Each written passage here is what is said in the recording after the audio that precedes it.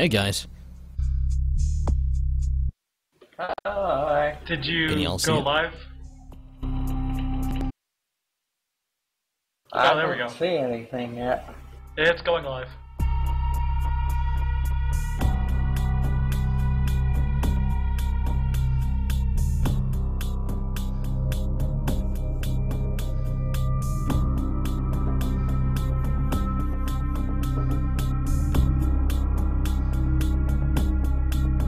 There it is.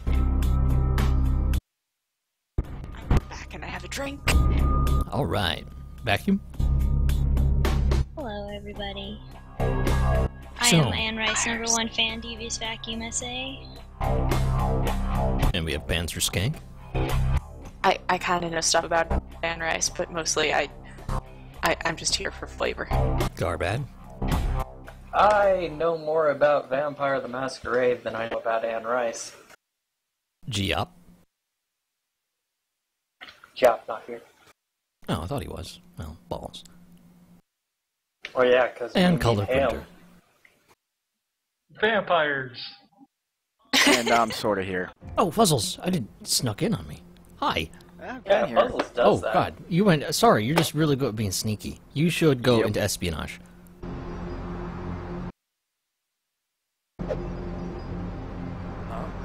You are like Mr. Invisible from... What was that horrible, crappy thing with Kel? The lead of Extraordinary Gentlemen. That's like Garbat's favorite movie. It is the best movie.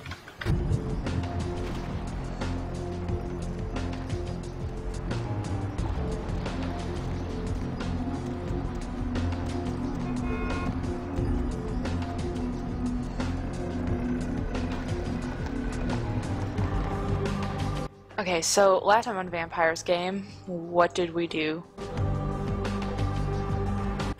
We met Fat Larry.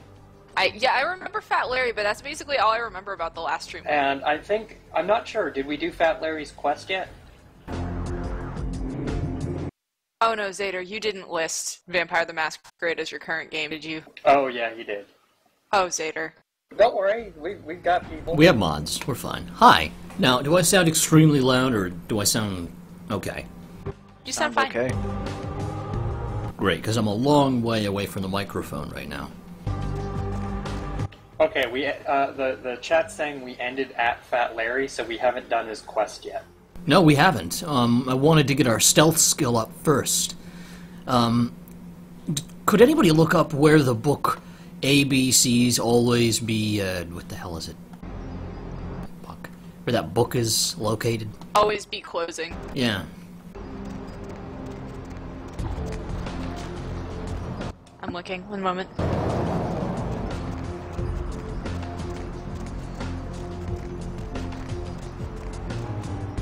Oh no, don't pull up fanfiction. No. Oh god, fanfiction.net for this game. Oh my god, so much I could read. No, you guys. We don't need fanfiction for this game because You're we're right, we already have going Anne to be Rice. talking about Anne Rice.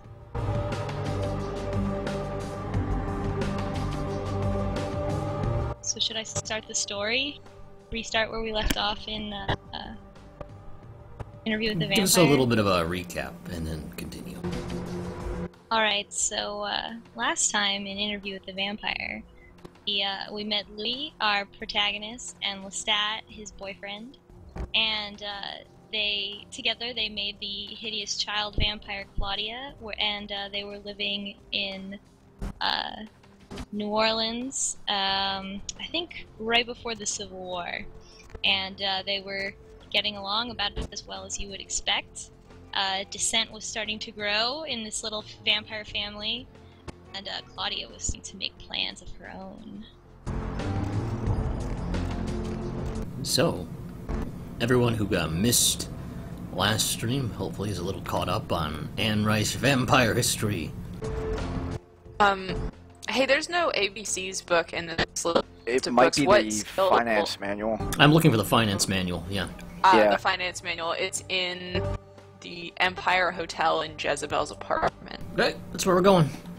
What the hell is that? Where's a map? got 26 experience points. Why do you need to wait to get more stealth? Because we bought a perk at the start of the game that reduces the cost of our blood magic experience but increases the cost of our stealth experience. Oh, Empire. you got that.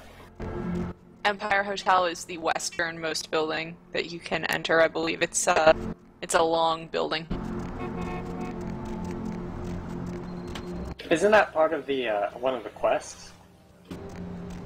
One of the side quests? I think Jezebel is, yeah, she's for an important side quest.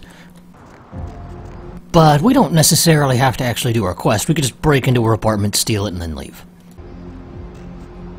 Like any good, video game protagonist. Assuming you can get in, Homo.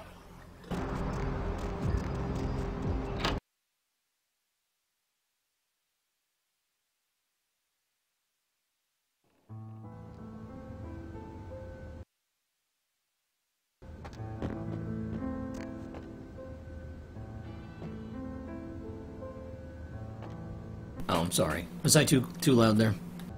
No. Yes. You're fine. Well, we're hearing it through Mumble, but apparently PNTM, who doesn't have a name. Wait, what was the name of this hotel? The Empire. The sign outside looked like it said the Empire Arms Hotel? Yeah. That's an Anne Rice reference. Really? The Empire's Arms is the name Yes, of Bloodfist. I guess a pub or something like that where Lestat and Louis murdered a bunch of people. Why do I remember that? Because you love Anne Rice so much. Yes. So, when we left off our story, we were about to hear about what Claudia was planning as Louis Lestat and Claudia lived together in their flat in downtown Old New Orleans. And let me see. So Claudia was starting to feud with Lestat and basically resent the fact that she was created as a child vampire and that she would be a child forever. And so she decided that she was gonna try to bust out. But she couldn't survive on her own because she was perpetually in a child's body. And, another thing I should point out is that, Louis and Claudia would ask Lestat all the time, like, aren't there other vampires? Like, where are the other vampires? Like, who turned you into a vampire? And he would never answer any of these questions, and he would just get mad at them. And, so he was hiding something from them, and they couldn't get him to tell him. So, one night, Claudia walks up to Louis, and Louis is our narrator, of course, and he's sitting around reading a book, and she's like, "Oh, Louis, haven't you ever thought about, leaving, and we could go off together without Lestat, and it would be great, and we could, we could go out and do other, be anywhere we want to be, and we don't have to deal with this douchebag anymore." And Louis is like, "Oh, no, and we can never do that, because I'm a big whiny baby and I'm Louis and we can't break up with my boyfriend." And so then Claudia goes, "Oh well, if you insist," and walks away. She walks into the next room, and in the book this is all told from Louis' perspective, so he's like just sitting in the other room listening to all of this happen and doing nothing about it. So Claudia walks up to Lestat, who's playing the piano. While he's playing the piano, she goes, "Oh, Lestat, I have a present for you because we've been arguing so much. I decided that I wanted to apologize, and so I got a present for you." And Lestat completely falls for it and goes outside where there are these two not quite dead children, little boys, Oh, fun. for him to drink the blood from. Which is apparently super awesome if you're a vampire to murder children. And so she's like, "See, there's one little boy for you to murder, and there's one little boy for me to murder. So it's like my present to you." And he's like, "Oh, Claudia, you're the best. I completely forgive you. and let's be friends again. I'm surely you have come to me and are not in complete honesty and are not still bitter about me trapping you in a child's body for eternity. And so he starts chowing down and drinking the blood out of these delicious children, and suddenly he realizes that she has poisoned them. And I believe in the scene in the movie, he like looks up at her and he goes, "Absinthe, you've given them absinthe." And she goes, "And laudanum, everyone's favorite Oregon Trail ingredient, cure-all." And so if in Anne Rice books, if people have like drugs or alcohol in their system, then the vampires drink their blood, then they also take on the effects of drugs or alcohol in their blood. So Sat basically gets high as fuck and then passes out and is unable to. He can't get up. He's like knocked out, and while she can overpower him, Claudia jumps on top of him and slits his throat and bleeds him out onto the carpet, and is like, "Haha! Now he's dead!" And all of his blood pours out everywhere, and it's all gross. And she's like, "I've killed you. Now you're dead." And she so at this point, Louis decides, "Hey, maybe I should get up and see what's going on out there." And so he gets out, and it's like, "Claudia, you've murdered my boyfriend. What are you doing?" And Claudia's like, "Now we can leave together, and we don't have to deal with him and his stupid problems anymore." And Louis decides it's cool with this, and so they dispose of the body. So this is important. So they drain all the blood out of his body, but they don't like set him on fire or anything like that. They just wrap him up in a body bag and dump his body into one of the many swamps found in Louisiana. And then they take off. So they start getting ready to leave, and they start packing everything up over the next couple of weeks, and they get ready to take a boat over to Europe, where they're gonna search for other vampires that are not Lestat and hopefully less terrible. Spoilers, they're just as terrible. So they're packing up the flat, they're getting ready to go, and meanwhile, of course, as you could imagine, because he's going to come back to be in later books, Lestat is not dead. He is in the swamp, still very much alive, but in the worst way possible. Great, worse than a zombie. Yeah, basically worse than a zombie. I mean, he's like, in Anne Rice's vampire lore, in order to properly kill a vampire, you have to not only disintegrate them, but you have to scatter the ashes. If you leave the ashes in a pile, then they will slowly regenerate back into a vampire. Over thousands of years. Wow. So, yeah, that sucks. And, this is happening to Lestat out in the swamp, while Louis and Claudia are getting ready to go. And, so they're finally they're packing up over a few weeks. Like, of course, Louis, being Louis, is naturally racked with guilt constantly over everything he does, and he's like, well, it was an abusive relationship, so maybe it's not so bad that he's now, and they're getting ready to leave, and this is where the second house burning down happens. Out of 3 in this story, so that's how we know that we've made progression in the story. Because as Louis and Claudia are packing up and getting ready to go, it's like a scene out of a bad horror movie. Like Louis hears a sound and he's like, "Oh, what could it be? Could it be Lestat? Could he still be alive?" And Lestat comes in.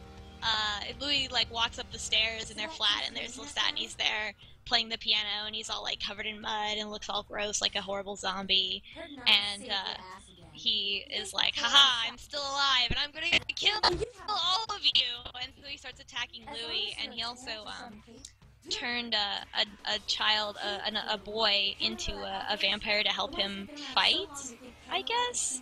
And so that little boy vampire starts attacking Claudia.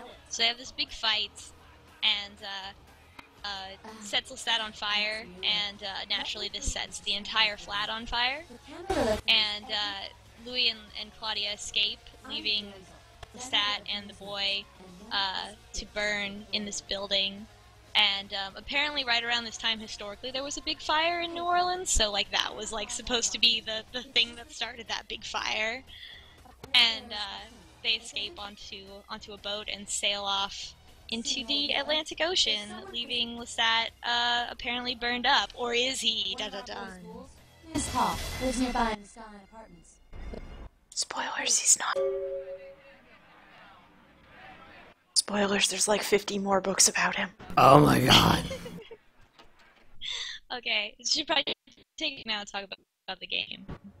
Briefly, we're on the Plague Bearer quest that we started for the Tremere reagent.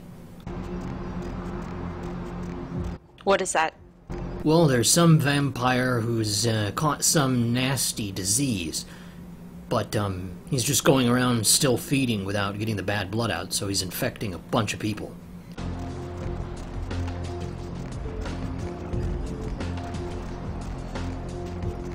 The Anarchs think they've located the vampire responsible, or at least they know a ghoul who belongs to that vampire. So we need to find the Skyline Empire apartment, Skyline Apartments, not the Empire Arms, and see if he's home.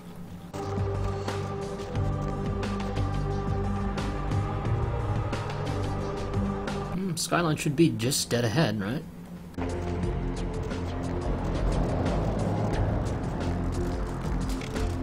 Alright, so look at that nice map of downtown LA.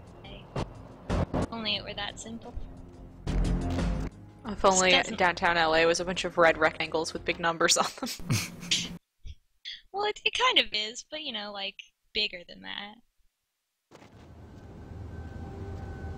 Everything's nicely labeled, it just still doesn't make sense. Alright, so Louis and Claudia take off, leaving New Orleans to become engulfed in flames on a journey over to Europe. I believe they start in like literally like Transylvania. Like they're like, where do vampires come from? Well, they come from Eastern Europe, so let's go there. And so they take a boat across, and it's difficult for vampires to survive on a boat, obviously, without murdering all of the people. And so they have to like sneak around and like drink blood from people while they're asleep at night, and not kill them, and also not wake them up, and they eat all the rats that are on the ship and stuff. Anyway, that's boring. The exciting part is when oh, it's Skippy! Oh boy, Hey, Skippy. Hey, Skippy. Hi, Skippy. You arrived just in time for more vampire chat. How's your birthday hangover doing? Oh, Kaloo, I feel like the most blessed little lady in the world. Hey, G-Up, I saw your mic go hot, but no sound came out.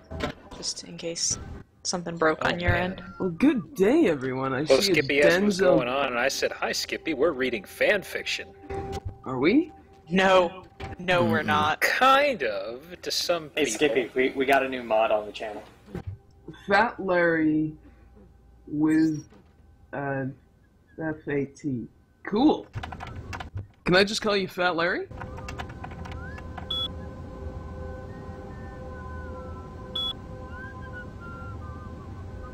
That computer.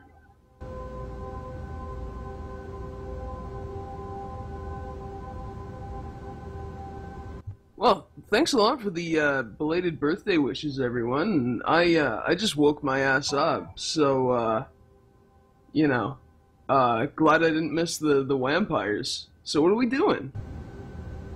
Drinking blood, Committing petty theft. doing spooky stuff like wearing a cape, etc. Hella munching on skeleton bones, you know, vampire stuff. Do vampires munch on skeleton bones in this game? I don't know. That would be certainly a thing. Okay, so continuing the story, there's like this whole little intermission part where Louis and Claudia wander around Eastern Europe for I don't know how long, probably a couple months. And they, unlike, more Western Europe and the Americas, people in Eastern Europe that they encounter are wise to their vampire charades, are aptly aware that and believe that vampires are a thing, and they are super suspicious of Louis and Claudia all the time. And at some point they find themselves somewhere in Eastern Europe staying at this inn, because there's a little town where there's rumored to be a vampire attacking, and so they're like, hey, it's one of our bros, let's go find him. And so they show up in this town, and everyone is hugely suspicious of them.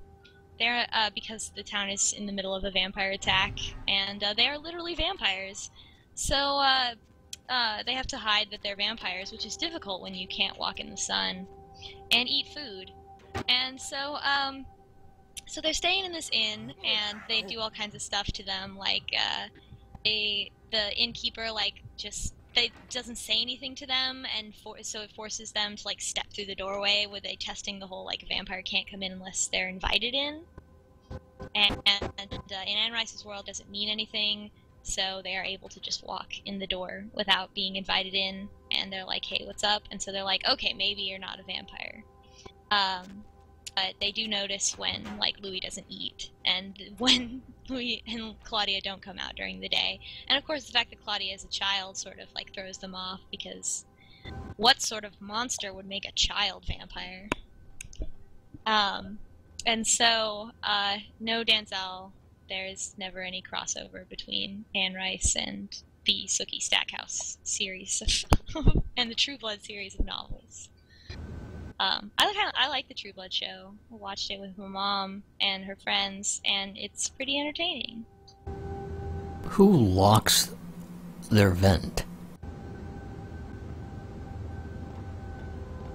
Yeah, the chat's right. Let the right one in. Well, It's if you the had a greatest vampire movie. man-sized vent, wouldn't you lock it? Especially if That's the first thing video games have taught me. Anyone can crawl through those things. Yeah, especially Yeah. if you live in a town full of Check vampires. and mate, Zader. So Louis and Claudia are looking for this vampire, and so they head out to the graveyard, and there's a scene, Louis helps Claudia out of the carriage that they took, and he just picks her up because she's a 6-year-old, but she's not really a 6-year-old. Obviously, she's almost 100 years old at this point, and so he has a moment where he feels bad because he doesn't, he doesn't want to treat her like a child forever, because he would imagine that would be really frustrating and probably one of the reasons why Lestat got murdered.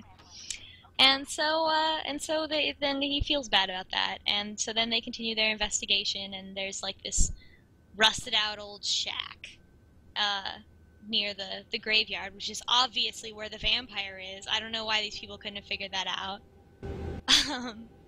There's this gravekeeper shack, and they walk in, and they're like, hello, vamp bro, are you here? Hi? And they don't know what's gonna happen, they might get murdered, they don't know. And they end up encountering basically Nosferatu, Anne Rice calls them revenants, and it's basically, yes, the guy's a vampire, but they figure that, but he's completely mindless. He's just a complete animal at this point. And and yes, Kate got me. Hey, are there any vampires in here? What's up? We're vampires too. And Paul, is that? so this revenant attacks them, and basically what a revenant is, the explanation is that in Eastern Europe, where they know what's up, they bury people, and if they're gonna become a vampire, they tie them up and put a stake through them and all this stuff, and they bury them in the ground. If you were changed into a vampire after you were, and you would wake up, you would still be alive and conscious, but you would have to dig yourself out of the ground, and you would be so crazed with bloodlust and having to dig yourself out of the ground. By the time you got out of the ground, you would be completely insane. So that's what this guy was. So they kill him. And then they're worried that the only intelligent vampires, that like most vampires are probably like these monsters because they were driven insane in the process of becoming a vampire. Shit. Is this it? Is it literally just us and Lestat and that's it? My god. What did we do? So strange. And so finally, Louis was born in France before coming over to the United States, but he was a baby when they came over, so he never actually experienced France, so he decides that they're gonna go to France. And so they head off to France, and it's probably time for another break. But I remember feeling so attracted to Man, D-Vac, you're telling this, like, I can't remember any of this part. Like, I just remember they went to Europe. Then they were in France. Man, I can't believe you remember it like this. Well, the movie I just remember they went to skips Europe over- land, and that's about it. The movie skips over the whole Revenant part. So are we talking about Interview with the Vampire, or? Yeah. Yes, we are, Skippy. This is literally the plot to Interview with the Vampire. Alright, because I just remember Tom Cruise and Brad Pitt were in it, and I remember getting really skeeved out when I was a kid, the part where the little girl bites that lady's finger because it makes a gross noise. It does make a gross noise. I know what part you're talking about. He's a nice guy. But we've gone past that part. I remember watching Now we're in it France. one time. My parents were around, and it got to the very weird scene in Europe with the lady on the stage. Oh yes. Kind of We're like, about to get to well, that this part. is weird. Yes. Can we talk about the Francis Ford Coppola rendition of Bram Stoker's Dracula, starring Keanu Reeves? While he was I taking a haven't train actually to seen this. Whoa, Budapest. this bites. He was taking a train to Budapest. It's a vampire pun.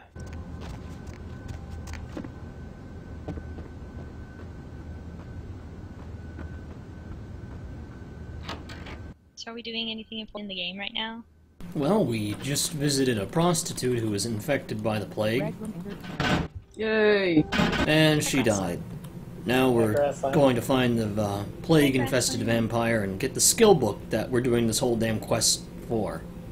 You know that there's a console command to give a skill book, right? Yeah, but we're trying to break the game legitimately. Okay. Just checking. I mean, if you want me to just Vampires. break the game, I can crack open the console at source. Money, negative 10,000. Oh god! Not again. Never again. Negative boobs. I didn't more see the negative bingo boobs. wings last time. Could you do it to at least one NPC, please? It For only me? does it all or none. Oh. But yeah, Oh. we should probably do it again. Yo, good Oh gracious! god! Oh god! Is that supposed to Mothman happen? lives! Oh god, it filled the entire background. The Monarch! The And mighty suddenly monarch! everyone is a showgirl. I thought we talked about this. Oh wait, Empire Arms is the other one. Oh, what the hell is that? It's my butter glider. Oh my god.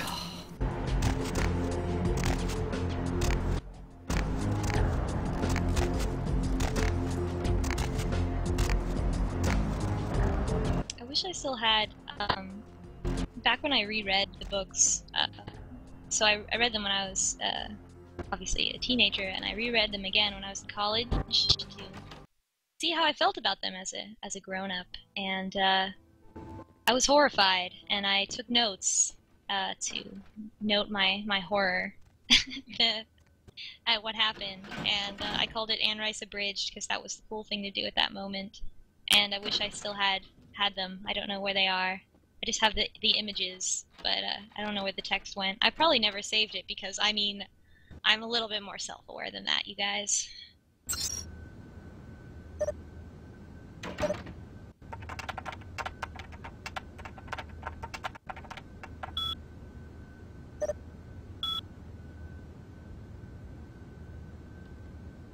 So which do you think tastes better, the pentagram soda or Hassie? Gotta be Hassie. I feel like I would drink a soda named Hassie in real life. And I would maybe a try Moxie. I don't know. I think that's a little close to drinking a drink called Hussy, and I'm not sure what that would taste like. Wait a minute. Isn't Hassie just like caffeine-infused chocolate milk with club soda? Is it? Pretty sure. We can make that. Yeah, guys, Skippy, get on that. we could probably. Well, I gotta go grocery shopping, so I'm gonna get some quick and some powdered caffeine and. Shotgun a Hassie live on stream. Oh yeah, totally. You guys can watch a man literally barf. And then I will call On 911 webcam. as your heart palpitates from caffeine Why are all overdose. these barf streams? It's kind of our shtick, you know. The freelance astronauts had unrelenting, hilarious smack talk, and we have just torrents of vomit. Are you a believer? How appropriate. Have you come for the kind of enlightenment only Always puns. What is wrong with her face? Seriously, look at her eyes. Is she a vampire? That's usually how you can tell in Skyrim. And I have Oh my god! to show you, little moth. She totally wants me! Such dirty. There's like some stray pollen. Oh, it's her hair clipping through her face. Wait, That's what it genetic means. scientist. When am I using Yiddish? Yiddish. Do you know Yiddish, Skippy? Was I secretly speaking Yiddish? Oh, come on now. Is Hassie something in Yiddish? Oh, I'm not sure. Skippy, you apparently know Yiddish. What is it? Tell me. I don't actually speak Yiddish. Maybe you do and you don't know. I mean, I know a couple of words like tuchus. Shtick. Oh, and Chutzpah. shtick. But everyone has shtick. Chutzpah. And chutzpah, yeah. Gotta get a bit of a chuh. And I like that. Where's your health bar? No. Left. Best of my sugar. Almost done. Oh god.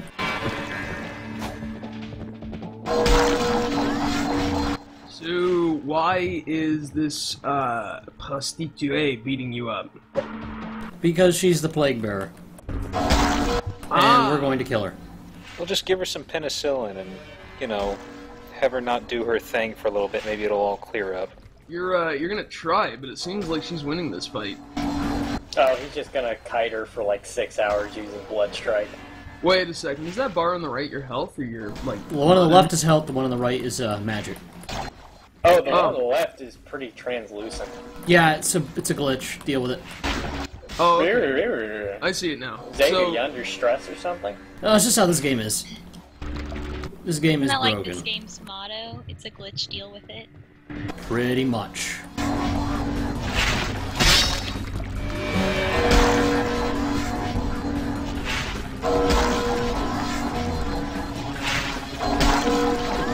I don't know. I figured there were plenty of Yiddish words that have made their way into the common parlance. Like, everyone says shtick.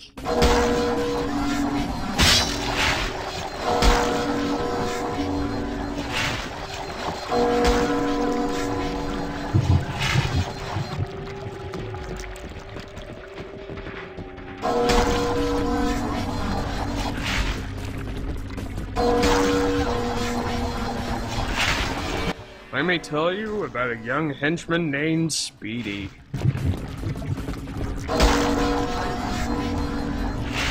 Oh man, I know this story. It's terrible.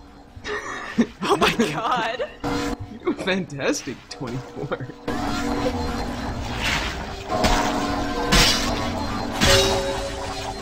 There. Cheesed it.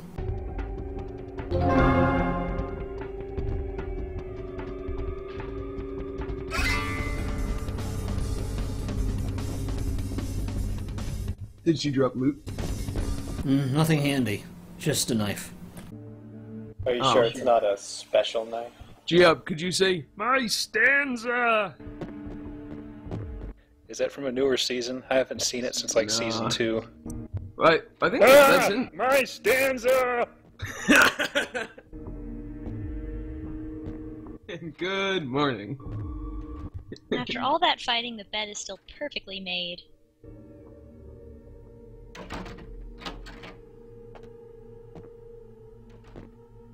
Absolutely spot on. Good job.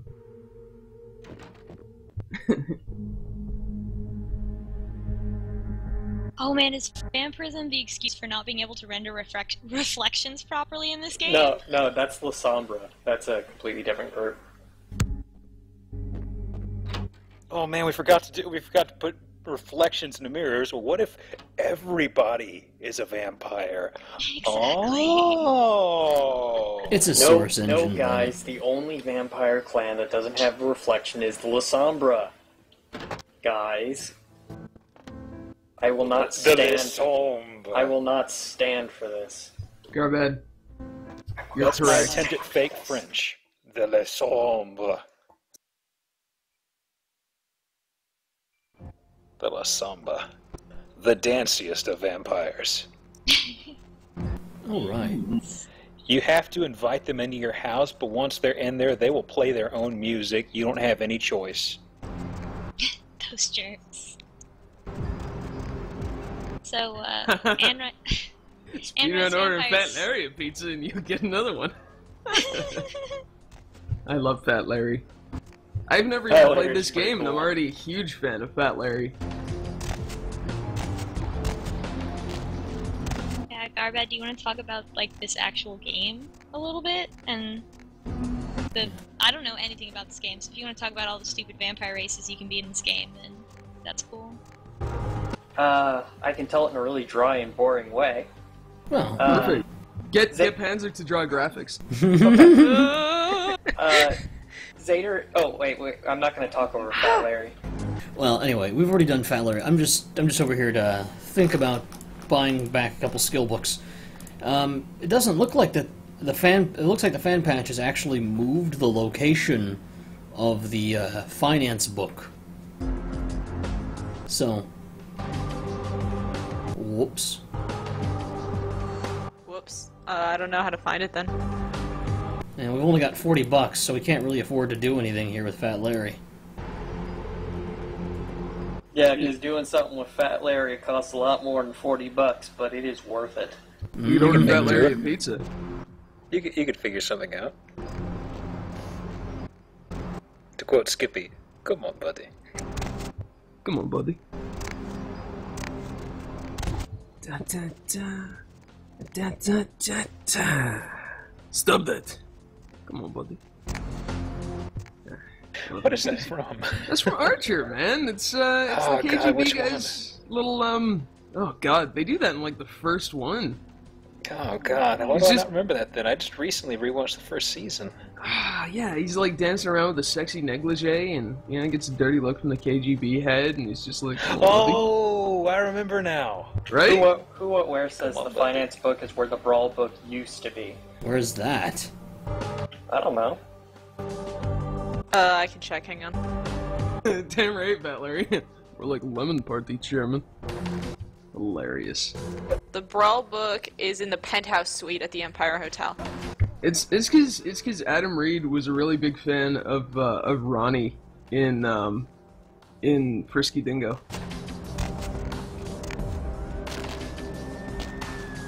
Ah, good. You're bringing ass-wiping, TP. I have already used up my allotment. The citizens of Krusty Town will thank you. Seth. Right on. Except we dusted a second one over near the convention center. They're part of some doomsday cult, apparently. No telling how many there are, but it's open season on all these sick sons of bitches. The vampire's wearing a beret. She's edgy. She God, edgy enjoys hipster vampires, the worst kind. She obviously like enjoys she likes Portal merch. There's an Aperture Science beret. Whoop whoop whoop. Oh, speaking of which, I gotta feed some veggie pigs. I'll be right back. Alright, So, Devious, was that an attempt to get more information on the various clans in this game, or were you just trying to get me to talk? really either one. I don't really care that much about the inner workings of the game. Okay. It seems to be like a fun way to find out by seeing what goes wrong exactly how the game works. Well, Garbat can probably provide some more insight. I think I'd like to hear it. Do you want me to focus more on the game or on the pen and paper? Well, why don't you focus on, like, what's in front of us, for what you know. We are downtown. You know what I mean. Walking down the street. There's some Like- dudes in suits. The different clans and such. We're playing a Tremere. Those are the spellcaster clans. Their drawback is that they can't have full physical stats. So in other words, they can only go up to 4 dots in strength, dexterity, and stamina, which isn't a huge deal. In exchange, they get access to thaumaturgy, which is probably the best single discipline in the entire game. Auspex makes these guys fantastic gun users. Not the best gun users, but really good overall. And they also get obfuscation, don't they? Not us. Not Oh, domination, right. dominant. Now, in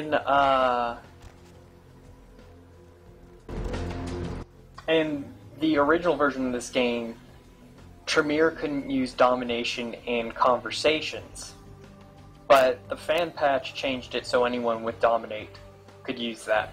Originally, it was a Ventru perk alone. Well, I mean, the Ventru had to have something going for him. Yeah, they didn't really have much at all. Then they had that huge downside. Yeah, speaking of Ventru, Ventru in pen and paper can only drink one type of blood. For instance, maybe they could only drink from virgins, or only from women, or so on and so forth. What that translates to in this game is they are unable to drink from rats at all, which is a huge drawback in the requisite sewer section. And they will occasionally vomit up blood when they drink from hobos. They are the main users of Dominate. They also get Fortitude and something else. Presence. Presence in this game is kind of a group debuff. What kinds of presents?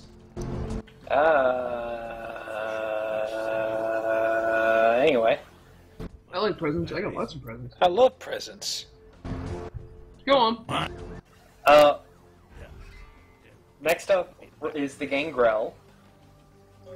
Now, the Gangrel in pen and paper, every X amount of times they frenzy, they gain a permanent animal trait, like cat eyes or a tail or, whiskers or something like that. In this game, I think it's just easier for them to frenzy. Is that right? I'm not sure what the frenzy math is, but I know it's very closely related to humanity. Like, if you have none, you'll frenzy if you're even at full blood. Yeah, I think they just flat out stole the Brujah's weakness. They get Protean and Fortitude and Animalism, which in this game makes them really good unarmed melee monsters. That also makes them as Araman says, a walking Masquerade violation. If you turn into a giant bat monster, people are going to notice. One of the more less entertaining bugs of this game is Fortitude and Protean, when you turn into a giant bat monster, would interact poorly so that you couldn't move except for by attacking the air. Oh, nice. So that sucked. Animalism in this game is also a kind of spellcasty type thing, where you send off flies and spirit wolves and stuff like that. It's a lot different from the pen and paper version. Toreador have Auspex, Celerity, and Presence. We've already discussed Presence, but it's a group debuff. Auspex, like the Tremere adds to wits and perception. And celerity makes you go really fast. So overall, that makes the Toreadors the best gun users in the game. They can do the most damage, and it's easier to shoot at people when they're going super slow. Very slow. Very, very slow. I believe celerity's a Masquerade violation past the first level. Yeah. Their drawback is they lose humanity at twice the rate. So if you kill somebody, you're going to lose 2 humanity instead of just 1. That's not a huge deal, because it's pretty easy to keep max humanity in this game. Bruja is what Nines and the chick with the beret are. They get presence, celerity, and potence, which makes them probably the best, ties them with Gangrel for best unarmed damage, and it also makes them the best at melee weapon damage. They're not as tough as a Gangrel, but they actually do a decent amount of damage, and they're a lot of fun. They're also, decent gun users just because of celerity. Celerity is really nice. Bruja, there's a lot of Anarchs who are Bruja. It's your classic kind of rebel people. Hot-blooded. Hot-blooded. Their weakness is it's easier for them to frenzy. Next up, we got the Nosferatu. They are one of the main users of obfuscation because their weakness is they are so hideously ugly that anytime anyone sees them, it's a Masquerade violation. So they have to move through... Yes, we know about the true Bruja, but they're not in the game. Nosferatus have to go through the sewers and stuff like that. They're pretty cool bros. They tend to be really into technology. Is it practical to play as them in this game at all? Like, I'd never touch them because the whole thing of always being a Masquerade violation is kind of... There's a pretty good sewer network. You can get everywhere that you need to get to. Yeah, but the whole game turns into one big sewer level. Oh my god, that guy is scooting. I'm not sure what's going on. Lubricate the old vocal cords. Yeah, Nosferatu does turn the entire game into a sewer level. They also get potence, and... Oh, what else do they get? They get something else, don't they? I'll look it up. Some such. I'm the magical hobo. You got any booze? Nah, I mean, you see his mouth moving, and the subtitles are going off, but all you hear is...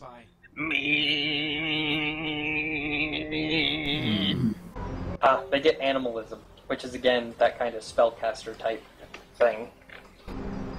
And I think I've covered everything except for the Malkavians.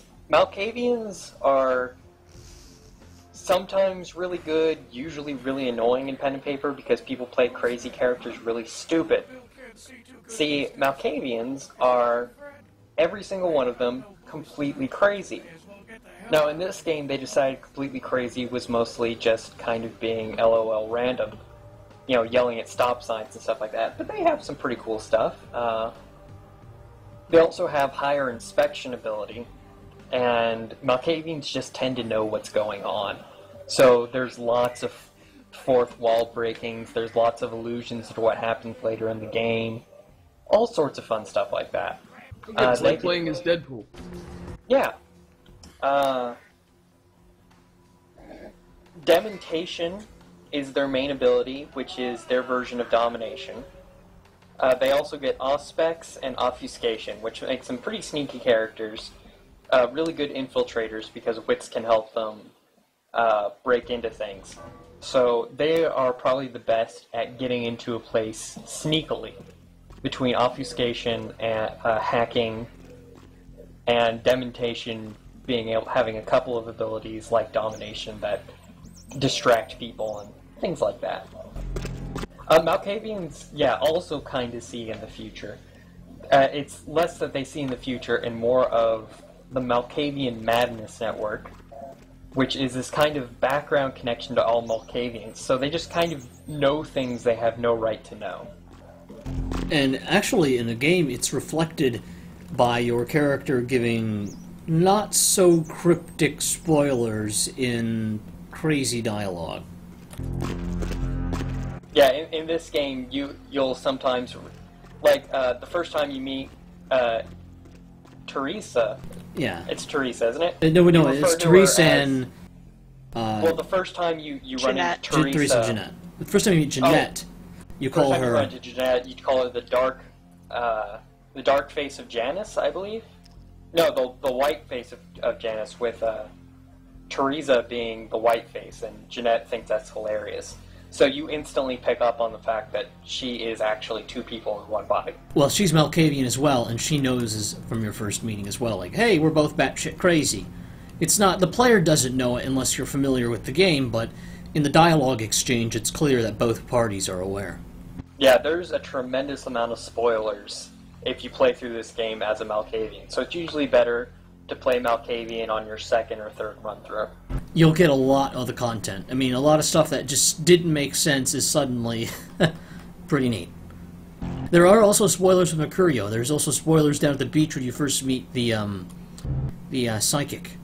So there's a lot going on with the Malkavian. It's fantastic. Yeah, the Malkavian, Malkavian Half-Blood spoils the entire game, every segment, in one speech. It's just incomprehensible if you haven't played it before.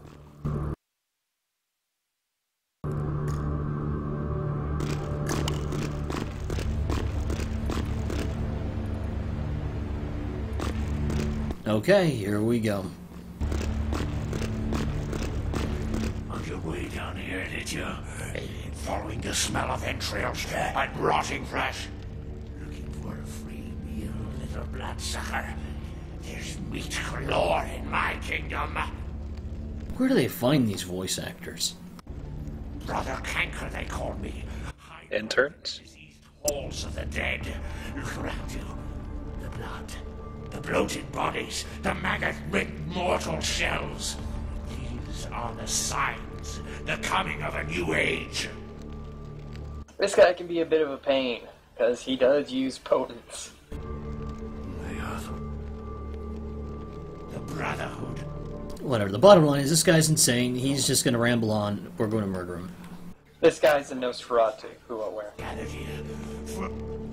So that's why he looks like absolute shit. Yeah. That's why he looks like a D&D vampire. Pretty much. He's just plague-ridden as hell. So we're going to kite him. Kite that handsome man. So my one experience with White Wolf role-playing games, except for very boring conversations about Mage on a bus, is with Werewolf. Werewolf the Apocalypse. That's right. Wereshark the buffet, etc. I remember there's like one clan of werewolves that are like hobo werewolves or something like that. The bone gnawers. Yeah, the bone gnawers, and then there are also like crazy like German fascist or werewolves or something like that. So Fenris. Yes. So anyway, right, the Get of Fenris or some ridiculous name. Get of Fenris. But anyway, so German werewolf. My buddies were trying to talk me into playing a bone gnawer because they're like, come on, we don't have a bone gnawer and it'll be really fun. I'm like, oh, so like, what kind of powers do werewolves get? And they're like, well, I mean, stuff like the Get of Fenris gets really cool stuff. Like, you can turn your claws into titanium and stuff, and just amazing, right? And I'm like, oh, that's cool. So what do the bone gnawers get? And they're like, well, why don't you look at the power list? And I'm like, their first power list is like, if you put garbage in a coffee can and then pee on it, it turns into soup. Or something. And, like, their ultimate power, right? So bear in mind, the Get of Fenris get, like, titanium claws and, like, a super werewolf form. The Bone Gnawers get to summon a hobo parade. What? They have this power called Infestation that lets you fill a building or an area with, like, bugs and shit, and, like, the top tier of it is you summon every homeless person. Oh my god. And I'm like, oh, so hold on a second. You get titanium claws and, like, super flying werewolf form, and I get a hobo parade. Come. So, well, they do get other powers like the ability to climb walls and be sneaky and steal items and shit. But yeah, Hobo Parade is pretty much as good as it gets. Garbage Soup and Hobo Parade. Is that the title of your memoir? That's gonna be the title of my Cliff's Notes version of the Werewolf the Snackening that I play.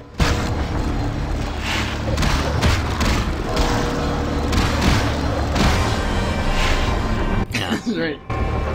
You can summon a flash mob. That's amazing. This is gonna be done.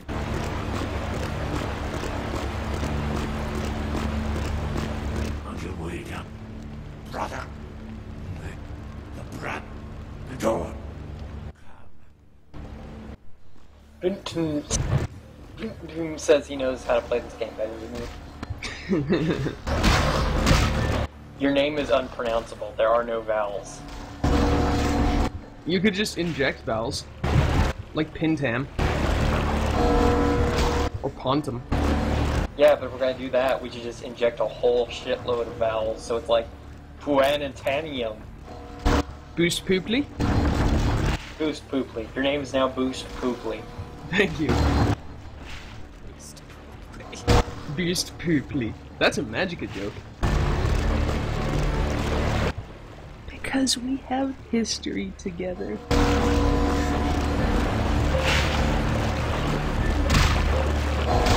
Alright, well, he's the third dead. He's saying that it is Pentium with the vowels removed. Oh my god. I don't care. I am not sure we can actually win this fight right now. We're just not combat ready. Get a gun. We don't have any. Oh man. You can get one through Larry's quest. Yeah, go spend some more time with Fat Larry. Way down here, did you? Brother. The doors. The brother. Come. Everyone wants to hang out with Fat Larry. And there's plenty to go around. Oh yeah, ladies. I'm like a human pot roast. Ladies. I'm a pot roast on legs. Basically, I'm a guinea pig. Now I'm trying to picture Fat Larry's voice doing a guinea pig warble. He's just all like, whoop, whoop, whoop, baby.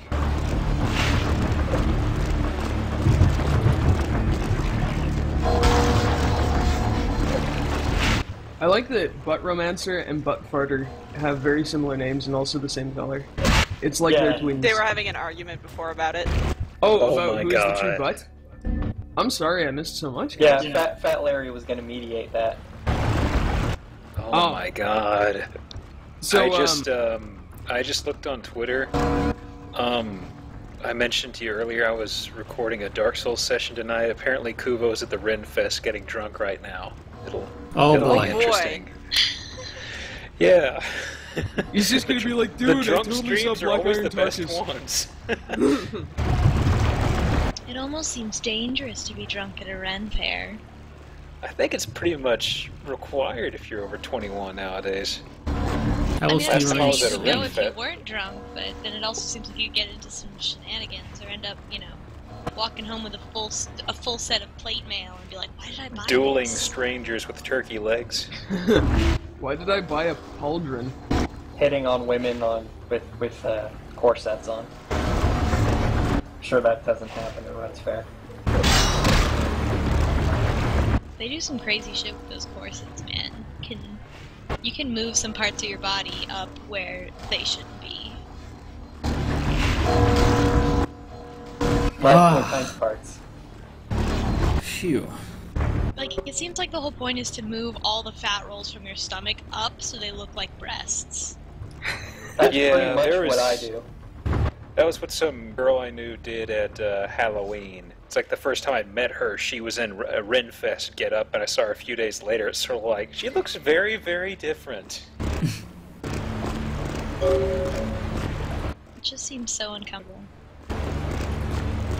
I had the same experience with a very heavy leather jacket that was slightly too small. It kind of like squelched my goon body into something approximating a man shape. It was very interesting. Just wear it everywhere you go. Yep, totally. You know, bring a lady home, just wearing my awesome, like, buff-looking leather jacket, and then she's like, well, shall we retire to the B room? And she's like, well, are you going to take that jacket off? And I'm like, it's cold. No. It's cold in here. And she's like, come on. And then all of a sudden, Jabba the Hutt. And I'm just all like, Soroba Wookie Kokba. Oh, oh, oh, oh. Then Garbad pops up out of nowhere and goes,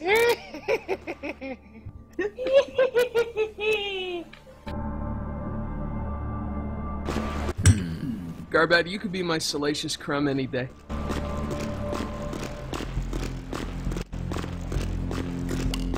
I think you'd do very good at that. Yeah, I'd be fine with Garbad sitting on my tail. Just pop out. Just pop out and cackle. Yeah. Hey, man, if she was a chubby chaser, I wouldn't have needed the sexy leather jacket. But Romancer, come on, buddy. What if she saw through the facade? What did Cheiron say?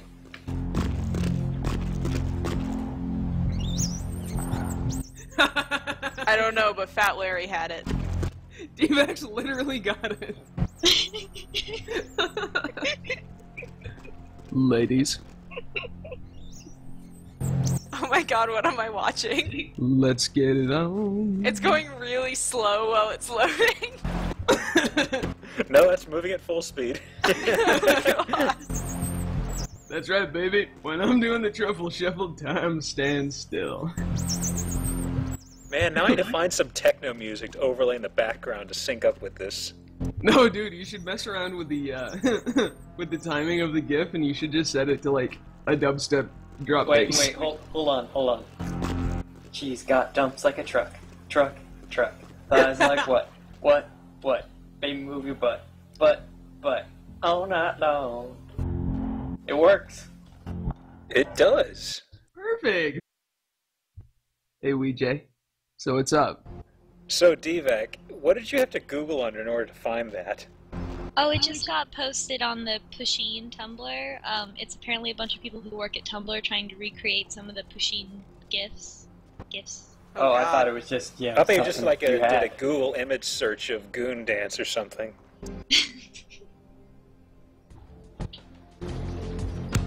I should record myself doing a dance.